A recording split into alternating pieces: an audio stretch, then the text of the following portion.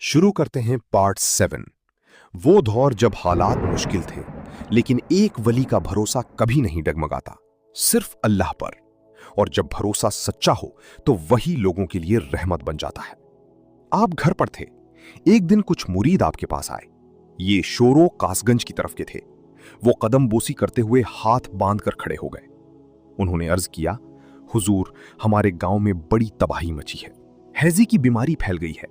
1 साल से बारिश नहीं हुई, सूखा पड़ गया। लोग मरते चले जा रहे हैं। एक को दफन करते हैं तो दूसरा तैयार होता है। हमारा पूरा गांव खत्म होता जा रहा है।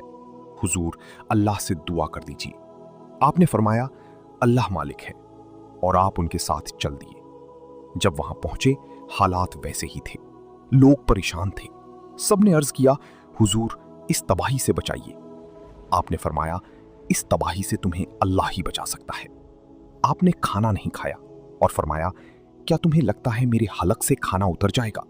जो हाल तुम्हारा है वही हाल मेरा है। इशा की नमाज के बाद मस्जिद में मीलाद शरीफ रखा गया। सब मुरीद जमा हुए। आपने मीलाद पढ़ा, फिर नात पढ़ी। जब आपने दुआ के लिए हाथ उठाए, दुआ मुकम्मल होने से पहले ही अल्लाह की रहमत जोश में आई और बारिश शुरू हो गई। 3 दिन तक लगातार बारिश होती रही, यहां तक कि लोगों के घर टपकने लगे। लोग घबरा गए। फिर लोग आपके पास आए और अर्ज किया, हुजूर, दुआ कर दीजिए, बारिश रुक जाए। खाने के लिए सूखी जगह भी नहीं बची।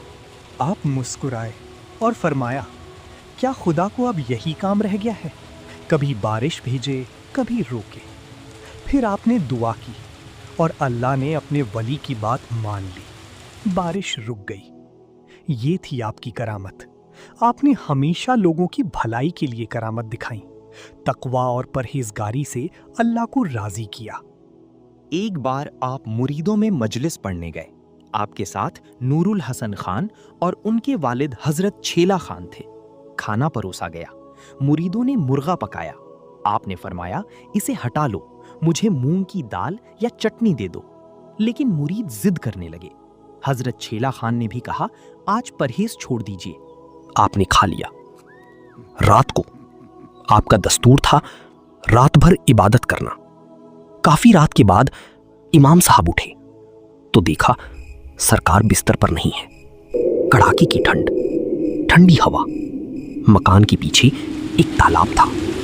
जब वो बाहर निकली, उन्होंने सुना जोर जोर से आवाजें आ रही थीं। उन्होंने झांक कर देखा, कोई पानी में गोती मार रहा था और कह रहा था, और खाएगा, और खाएगा। इमाम साहब डर गए, शायद शैतान है। वो भागकर अब्बा मियां के पास गई। अब्बा बाहर आए। कौन है? मुरीद भी आ गए।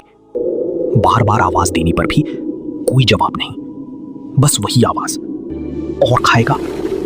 अब्बा और आगे बढ़े। कौन है? तभी सरकार ने पानी से मुंह निकालकर कहा, मैं हूं। अब्बा हैरान, आप हो? इतनी ठंड, इतना पानी, अगर बीमार पड़ गए तो? मुर्गा नहीं खाकर परेशान कर रहा था, इसलिए मैंने इसका कहना माना। अब ये मेरा कहना माने, इसीलिए मैं इसको सजा दे रहा हूं। और खाएगा? अब कभी मुर्गा नहीं खाएगा। वली हर चीज से नफ्स को मारता है, नफ्स का कहना नहीं मानता। वली की शुरुआत नफ्स से होती है। पहली मंजिल नफ्स को मारना, पूरी रात इबादत, अपने रब को राजी करना। अल्लाह फरमाता है, जब बंदा मेरा होता है तो मैं बंदी का हो जाता हूं। जब तक वली जिंदा रहते हैं मैं उसके साथ होता हूं, और पर्दा करने के बाद भी मैं उसकी सुनता हूं। अल्लाह अल्लाह अल्लाह की वली आज भी जिंदा है, मज़ारों में। रब खुद कहता है कुरान की पारों में। क्या इस वाक़ये में छुपा है कोई और राज? पार्ट 8 में एक ऐसा खुलासा होगा जो आपको हैरान कर देगा। जुड़ी रहिए इस सिलसिले के साथ। अब इस सिलसिले को यहीं ख़त्म नहीं किया जा रहा, बल्कि ये तो एक इब्तिदा है। इंशाअल्लाह सवानही हयात के ये सिलसिलेवार हिस्से हर दूसरे या तीसरे दिन आप तक पहुंचते रहेंगे। हर हिस्सा एक नई बात, एक नया पहलू और हकीकत के और करीब ले जाने का जरिया होगा।